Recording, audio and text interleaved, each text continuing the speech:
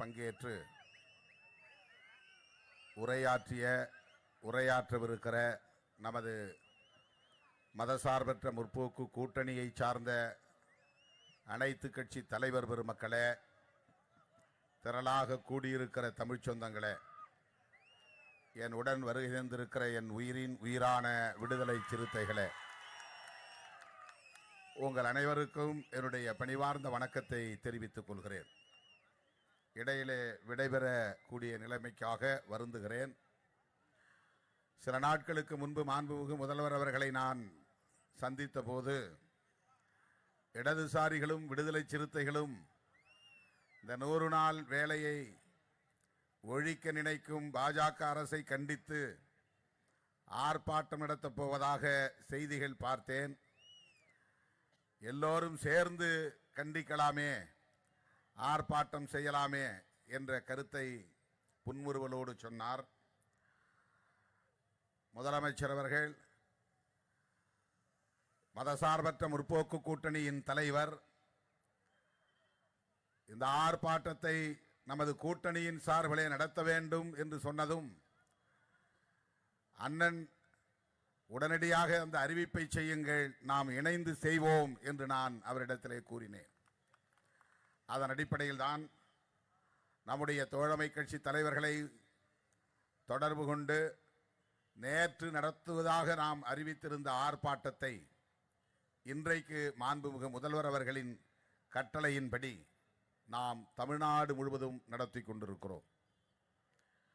2 காரணங்களுக்காக. ஒன்று, இந்த பெயரை 100 நாள் வேலை திட்டத்திற்கான பெயரை மாற்றி இருக்கிறார்கள், அதிலே அரசியல் உள்நோக்கம் இருக்கிறது. இரண்டாவது, மாநில அரசுக்கான நிதிச்சுமையை உயர்த்தி இருக்கிறார்கள். இது மிகவும் உள்நோக்கம் கொண்டது. மாநில அரசுகள் தமிழ்நாட்டை போல எல்லா மாநில அரசுகளும் நிதி வலிமை கொண்ட மாநில அரசுகளாக இல்லை. எனவே மாநில அரசுகள் அவர்களாகவே இந்த திட்டத்தை கைவிடும் நிலை உருவாகும். ஆக இந்த திட்டத்தை முற்றாக ஒழிக்க வேண்டும் என்பதுதான் மோடி வகையராவின் உள்நோக்கம். ஒன்று, அவர்களுக்கு காந்தியின் பெயர் அறவே பிடிக்காது. காந்தியின் மீது மிக பெரும் அளவிலே அவர்களுக்கு வெறுப்பு இருக்கிறது. அதனால்தான் காந்தியை சிறுமைப்படுத்த வேண்டும் என்பதற்காக பட்டேலுக்கு மிக உயரமான சிலையை நிறுவியிருக்கிறார்கள். பட்டேல் காங்கிரஸ் தலைவர். இன்னும் சொல்ல போனால் RSS இயக்கத்தை ஒரு முறைக்கு 2 முறை 3 முறை தடை செய்தவர். இந்த இயக்கம் வளர்ந்தால் நாடு நாசமாகும் என்று வெளிப்படையாக எச்சரித்தவர் சர்தார் பட்டேல். அப்படி RSSக்கு எதிராக அவர் பேசினாலும், RSSஐ தடை செய்தாலும் அவரை தங்களுக்கான கொள்கை சார்ந்த தலைவராக அவர்கள் இன்னும் கருதுகிறார்கள், நம்புகிறார்கள், உயர்த்தி பிடிக்கிறார்கள். காங்கிரஸ் கட்சியை சார்ந்த ஒரு மூத்த தலைவருக்கு இவர்கள் பெருமுயற்சி எடுத்து இந்தியாவிலேயே மிக உயர்ந்த சிலையை நிறுவி இருக்கிறார்கள். காந்தி என்கிற பெருங்கோட்டுக்கு முன்னால் மிகப்பெரிய கோட்டை இழுத்து காந்தியை சிறு கோடாக ஆக்குவது, காந்தியை சிறுமைப்படுத்துவதற்காகவே இந்த கும்பல் அதை செய்கிறது. எங்கே காந்தி அடையாளங்கள் இருந்தாலும் அதை அழித்தொழிப்பதிலே குறியாக இருக்கிறார்கள். அதற்கு இன்னொரு சான்றை சொல்லலாம். காந்தியடிகளை சுட்டுக் கொன்ற நாத்ராம் கோட்சேவை தேசபக்தர் என்று சொல்லுகிறார்கள். நாட்டு மக்களிடையே கோட்சே ஒரு கொலையாளி, ஒரு தேச விரோதி, தேச தந்தையை படுகொலை செய்த கொடூரமானவன் என்று வரலாறு பதிவாகி இருக்கிறது. ஆனால் அந்த நாத்ராம் கோட்சேவை தேசபக்தர் என்று சொல்லுகிற கும்பல், காந்தியின் உருவ பொம்மையை கொளுத்துகிற கும்பல், இன்றைக்கு உத்தரப்பிரதேசம், குஜராத் போன்ற மாநிலங்களிலே காந்தியடிகளின் உருவப்பொம்மையை கொளுத்துகிறார்கள். இன்னொரு நிகழ்ச்சியும் நீங்கள் சமூக வலைத்தளத்திலே பார்க்கலாம். ஒரு பெண்மணி, அவர் நாடாளுமன்ற உறுப்பினராகவும் இருக்கிறார், அமைச்சராகவும் இருந்தார் என்று கருதுகிறேன். ஒரு குண்டுவெடிப்பு வழக்கிலே அவர்தான் குற்றவாளி, முஸ்லிம்கள் இல்லை என்று தண்டிக்கப்பட்டவரும் கூட. அவர் காந்தி பொம்மையை நிறுத்தி போலி தீபாவளிக்கு சுடுகிற துப்பாக்கி என்று கருதுகிறேன், அந்த துப்பாக்கியால் அவரை நோக்கி சுடுகிற காட்சி. கொல்லப்பட்ட காந்தியை மீண்டும் மீண்டும் கொல்ல துடிக்கிற கும்பல் கோட்சே கும்பல்.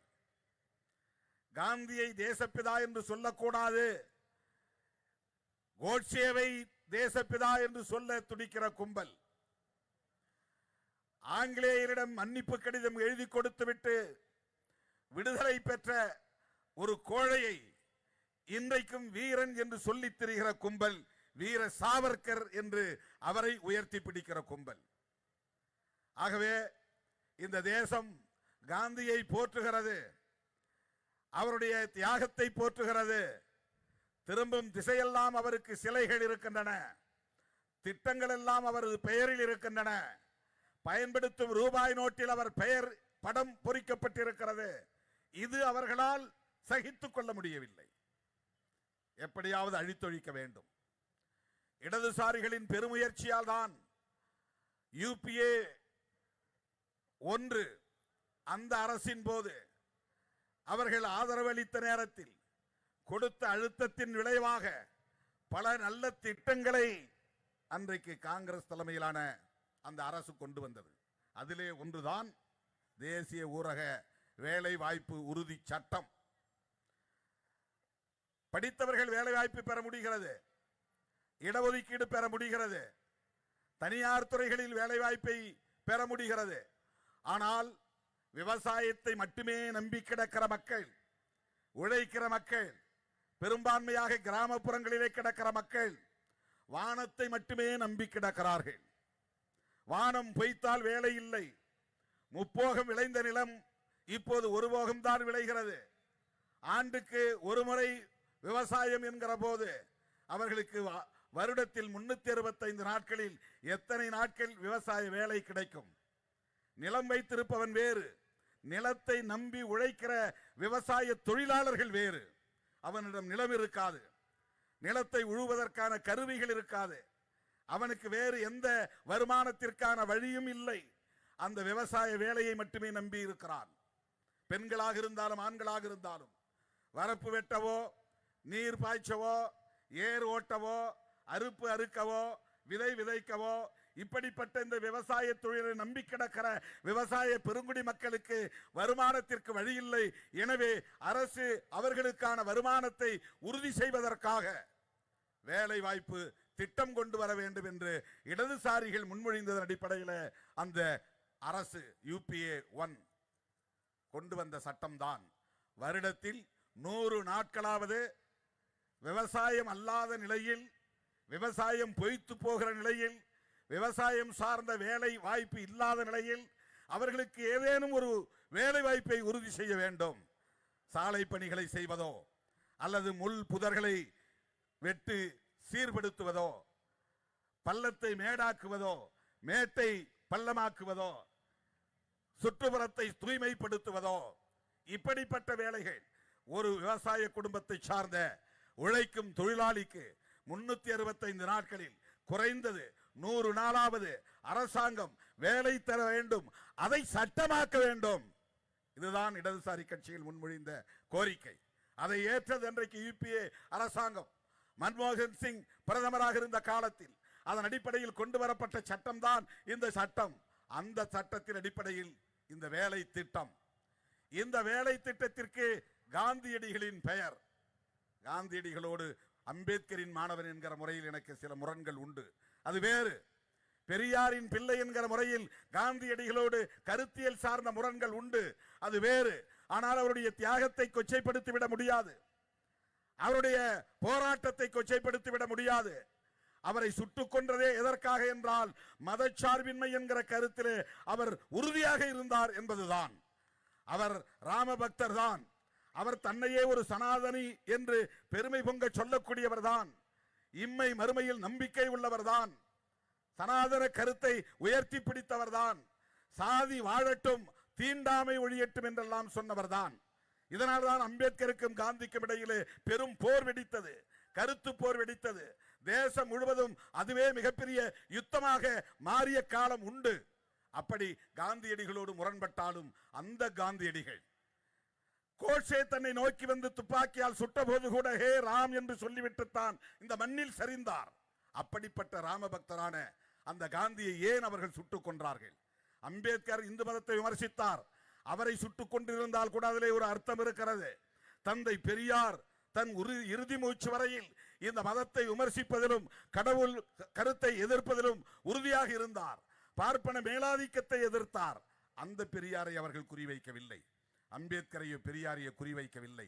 அவர்கள் பேசுகிற கருத்தையே உடன்படுகிற கடவுள் நம்பிக்கையுள்ள ராம பக்தரான இந்துத்துவ கருத்தியலை ஏற்றுக்கொண்ட சனாதன கோட்பாட்டை உள்வாங்கிக் கொண்ட காந்தியடிகளை ஏன் சுட்டுக் கொன்றார்கள் என்றால், அவர் புதிதாக உருவாக போகிற இந்திய அரசு ஒரு மதசார்பற்ற அரசாக இருக்க வேண்டும் என்கிற மதச்சார்பின்மையிலே உறுதியாக இருந்தார்.